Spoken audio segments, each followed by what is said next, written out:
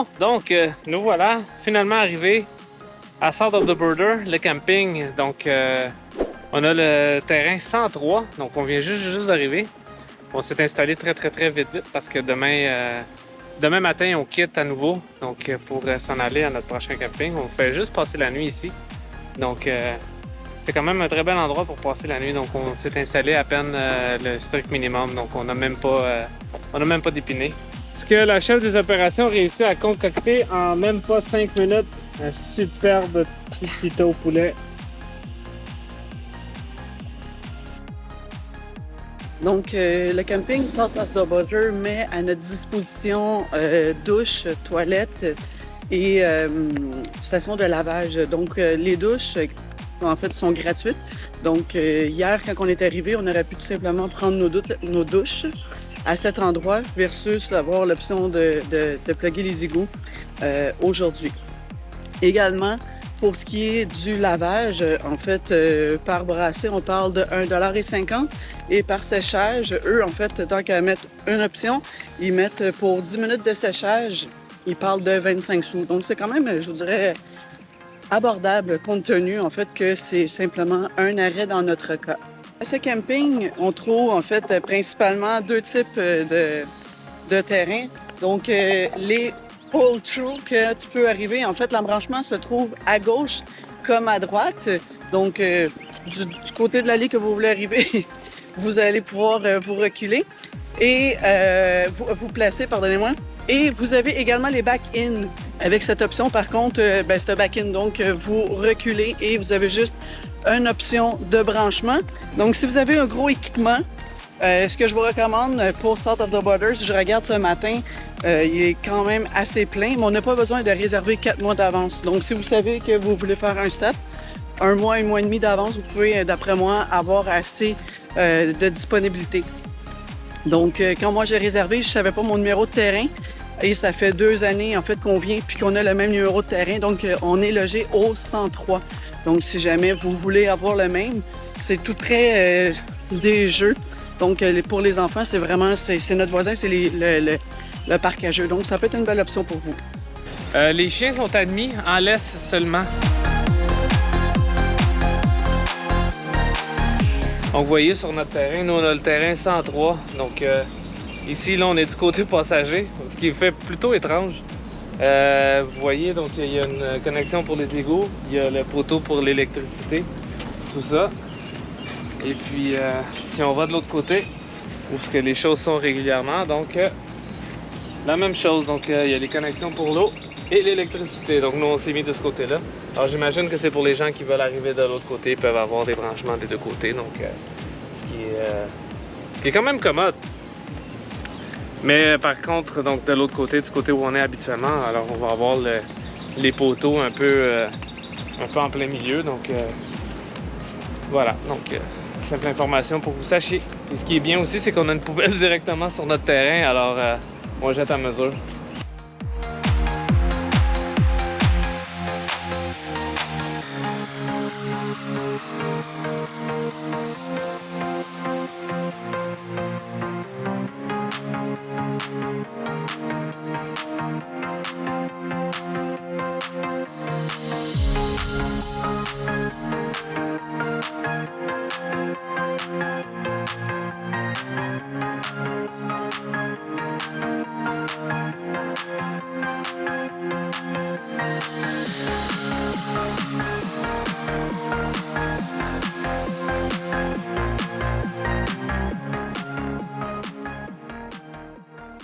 Donc, ce matin, on part à la découverte de la ville, en fait, la ville miniature South of the Border. Donc, on va aller vous faire visiter avec nous, autre que les magasins. Embarquez avec nous.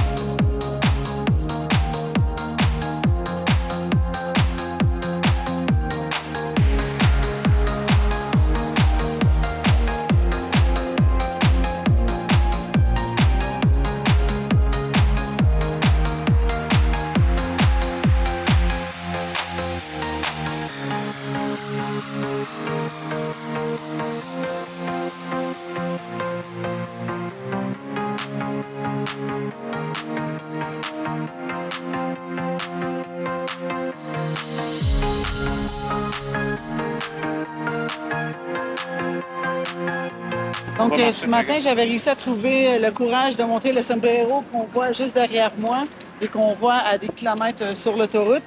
Malheureusement, on n'a pas pu. Je suis contente. On n'a pas pu monter en haut parce qu'elle m'expliquait que l'ascenseur était resté pris, très rassurant, resté pris hier. Et on aurait pu emprunter les escaliers, mais leur assurance ne couvre pas. Donc, si vous passez, puis que vous voulez en fait essayer parce que ça fonctionne, c'est des frais de 4 par personne pour monter en haut du chapeau.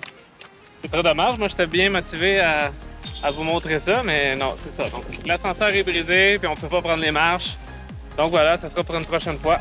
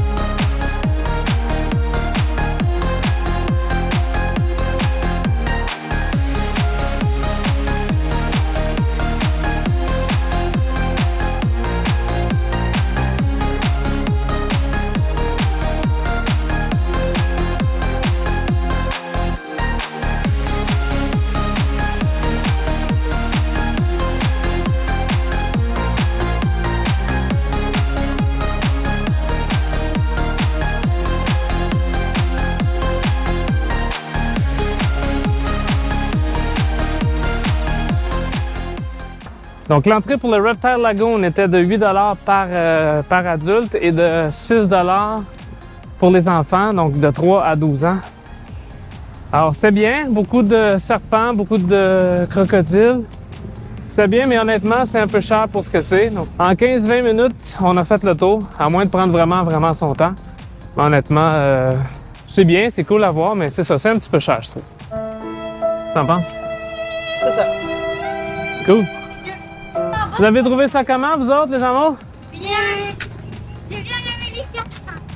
T'as bien aimé les serpents? Et les tortues? Moi, le coup de cœur, c'était les crocodiles.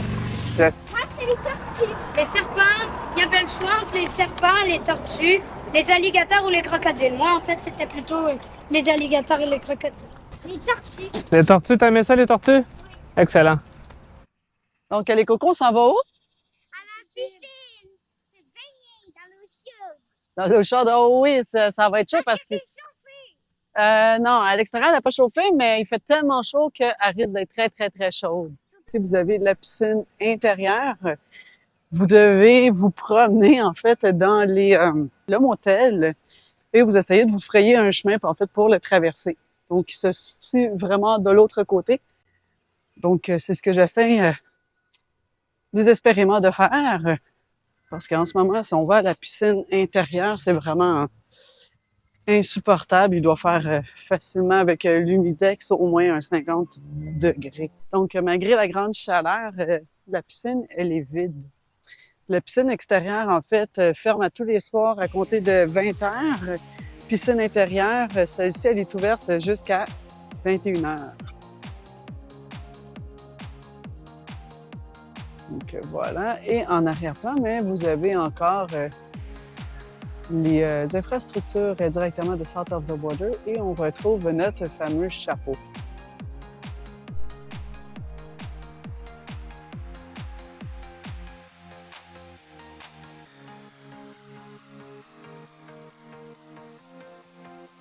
On vient de terminer notre petit séjour à South of the Border. Une information que j'ai omis en fait de vous mentionner. Donc sur notre emplacement de terrain 103, on avait en fait le Wi-Fi qui était offert gratuitement.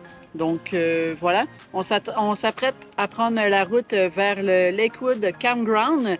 On a à peu près, je vous dirais, 1h45 et entre-temps, on prévoit de faire nos arrêts Walmart, Costco et également Best Buy. Comment vous avez aimé le séjour? Très bien, très bien. C'était bref, mais agréable. Donc, voilà.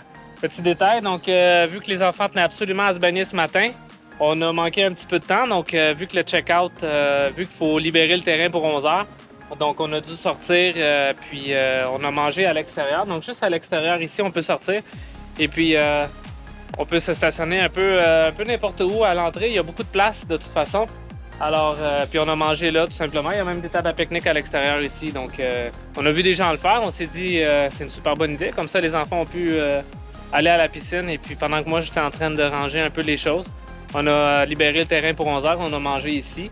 Donc, le petit dîner. Et puis là, on s'en va. On prend la route. On a juste 1h30 de route à faire. Alors, on se voit de l'autre côté. Ciao! Petit résumé de la deuxième journée de route. Nous avons pris la route à partir de Dixon City pour faire 12 heures de route. Durant la journée, on a mis de l'essence, en fait, 3 fois pour un cumulatif de plus ou moins 240 $.